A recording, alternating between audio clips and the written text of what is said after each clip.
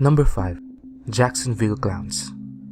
Surveillance videos in Jacksonville, Florida show clowns caught on people's porches and sidewalks.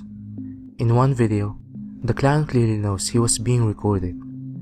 The clown then grabs a pumpkin, tears it apart, and briefly stares at the camera before disappearing. While some find the clowns funny, others find them creepy, especially for women selling Halloween costumes not far from where it happened. Apparently, clowning, which started as a photography project, is already quite a craze in California. Some say that the clown sightings are just friends pranking friends ahead of Halloween parties. Fortunately, the Jacksonville police hasn't received any calls or complaints related to the incident. Number 4. Jane Rimmer. On June 8, 1996, 23-year-old Jane Rimmer spent the night partying with friends in the Claremont suburb of Perth, Australia. After drinking at the Continental Hotel, they all decided to go to Club Bayview, a nearby nightclub. Instead of entering the club, they opted to go to a friend's house instead to continue their partying.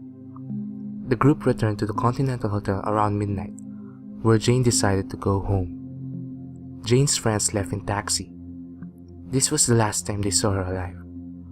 On August 3, her body was found 25 miles away in a remote area near Wellard. A surveillance footage outside the Continental Hotel captured Jane being approached by an unidentified man after she splits with her friends. The footage suddenly switched to a different view of the hotel. Minutes later, both Jane and the man were gone, but the video didn't capture either of them leaving. It's widely believed that Jane was the victim of an unidentified serial killer who was also responsible for deaths of 2 girls during this time. No one knows if the man in the video is the one responsible for Jane Rimmer's disappearance. His identity, along with the Claremont serial killer, remains a mystery. Number 3. Avonte Oquendo.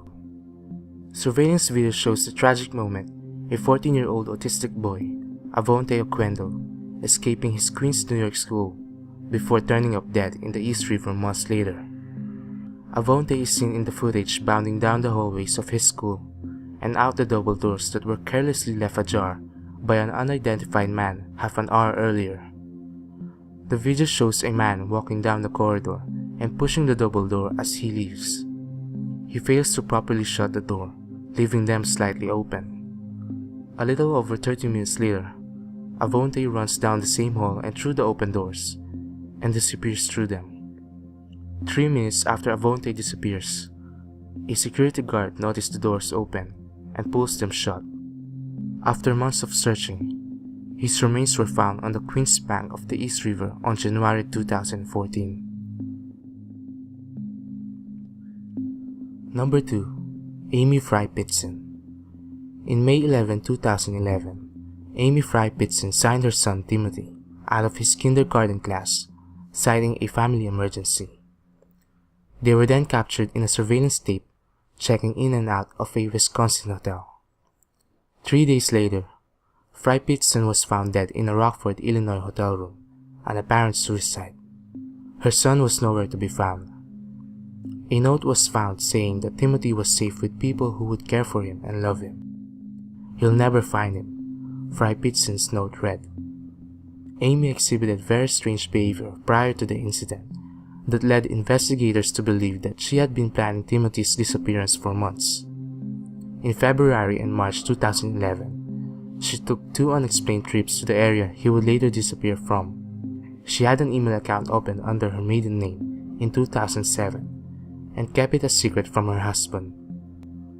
Amy had suffered from depression and had reportedly left home before for extended periods of time. 4 years later, the now 10-year-old Timothy is still missing. No one really knows for sure if Amy really passed him off to someone willing to raise him, or if she killed her son and disposed of the body before taking her own life. Number 1. Lars Mittank. In 2014, German tourist Lars Mittank was captured on a surveillance camera after showing some very bizarre behavior. He then vanished into thin air. The 28-year-old traveled with a group of friends in Bulgaria for vacation on June 30, 2014. Lars then got into a fight that left him with an injured ear, thus delaying his flight back home, which was originally scheduled on July 7. He then decided to rent a room in a hostel. That night, Lars called his mother and said he fears for his life.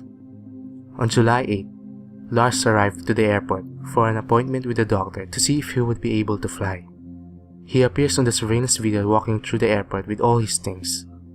46 minutes later, the camera caught him again, running desperately to the exit, leaving all his things behind. He was then seen jumping over a barbed wire fence, according to witnesses, before disappearing in a nearby forest. Lars has no history of mental illness, and his bag that was left at the airport showed no signs of drugs.